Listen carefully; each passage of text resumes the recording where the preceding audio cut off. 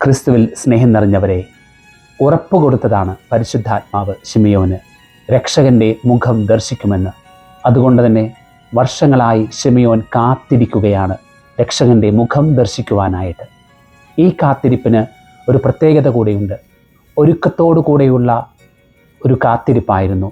അതെങ്ങനെയാണ് നമുക്ക് മനസ്സിലാകുന്നത്? അവൻ ഒരുക്കത്തോടു കൂടെയാണ് ഇരുന്നത്. വിശുദ്ധ ലിഖിതം തന്നെ സാക്ഷ്യപ്പെടുത്തുകയാണ്. അവൻ പരിശുദ്ധാത്മാവിനാൽ നിറഞ്ഞവനായിരുന്നു. പരിശുദ്ധാത്മാവിനാൽ പ്രചോദിതനായാണ് ദേവാലയത്തിലേക്ക് അന്നേ ദിവസം വരുന്നത്. ഇങ്ങനെ പരിശുദ്ധാത്മാവിനെക്കുറിച്ചുള്ള പരാമർശം വളരെ വ്യക്തമായിട്ട് വിശുദ്ധ ലിഖിതം രേഖപ്പെടുത്തി വച്ചിട്ടുണ്ട്. അത് സൂചിപ്പിക്കുന്നത് ശിമിയോൻ ഒരുക്കത്തോടെയാണ് ഒരു കാത്തിരിപ്പ് നടത്തിയത്. കാത്തിരിക്കുമ്പോൾ ഒരുങ്ങുന്നുണ്ടായിരുന്നു അദ്ദേഹം. നാമും പലതിനും വേണ്ടി ഈ ലോകത്ത് കാത്തിരിപ്പുണ്ട്. നല്ലൊരു ജോലിക്കായി, നല്ലൊരു ജീവിത പങ്കാളിക്കായി, നല്ലൊരു ഭവനത്തിനായി. ഇങ്ങനെ നമ്മുടെ കാത്തിരിപ്പിൻ്റെ ലിസ്റ്റ് ഒത്തിരിയേറെ ഉണ്ട്. ക്ഷമയോടെ നാം കാത്തിരിക്കാറുണ്ട്. പക്ഷേ ഇന്നത്തെ ലോകം എന്ന് പറയുന്നത് ഒരു എല്ലാം വേഗത്തിൽ പെട്ടെന്ന് നടക്കണമെന്നുള്ള ആഗ്രഹത്തോടെ നീങ്ങുന്ന ഒരു ലോകമാണ്.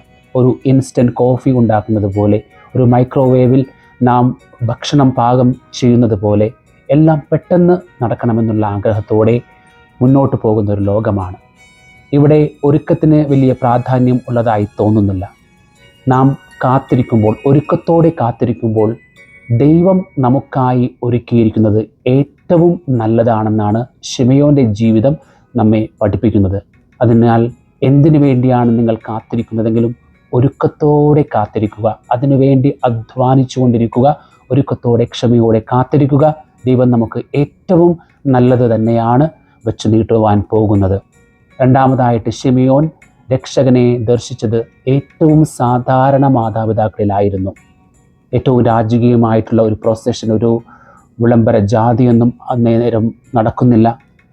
ഏറ്റവും പണക്കാരായിട്ടുള്ളവരുടെ കയ്യിലല്ല ശിമിയോൻ ദർശിച്ചത്. മറിച്ച് ഏറ്റവും സാധാരണക്കാരായിട്ടുള്ള, ദേവാലയത്തിൽ സമർപ്പിക്കുവാനായി, കുട്ടിക്ക് പകരം സമർപ്പിക്കുവാനായിട്ടുള്ള കാഴ്ചദ്രവ്യം, ഏറ്റവും വില കുറഞ്ഞ കാഴ്ചദ്രവ്യം മാത്രം വാങ്ങിക്കുവാനായിട്ടുള്ള ഒരു കപ്പാസിറ്റി ഉണ്ടായിരുന്ന ഒരു മാതാപിതാക്കളിലാണ്, സാധാരണക്കാരായിട്ടുള്ള മാതാപിതാക്കളിലാണ് യേശുവിൻ്റെ മുഖം, രക്ഷകൻ്റെ മുഖം ശിമിയോൻ ദർശിച്ചത്. നാം ഏറ്റവും ബിഗ് മൊമെൻറ്റ്സ്, ഏറ്റവും വലിയ മൊമെൻറ്റ്സിലുള്ള ദൈവത്തെ നാം തിരയേണ്ടത് ഏറ്റവും സാധാരണക്കാരിൽ, ഏറ്റവും സാധാരണമായ അവസ്ഥയിൽ, പ്രാർത്ഥനയുടെ നിശബ്ദതയിലൊക്കെയാണ് നാം രക്ഷകനെ കണ്ടെത്തേണ്ടത്. ഈ രക്ഷകനെ കണ്ടെത്തുമ്പോൾ തീർച്ചയായിട്ടും സഹനത്തിൻ്റെ തൂച്ചൂളയിലൂടെ, സഹനത്തിൻ്റെ വാളും നമ്മുടെ ഹൃദയത്തിലൂടെ കടന്നു പോകുമെന്ന് ദൈവം നമ്മെ ഓർമ്മിപ്പിക്കുന്നുണ്ട്. അതിനാൽ പ്രതീക്ഷയോടെ, ഒരുക്കത്തോടെ നമുക്ക് രക്ഷകന് വേണ്ടി കാത്തിരിക്കാം. ദൈവം നമ്മെ അനുഗ്രഹിക്കട്ടെ.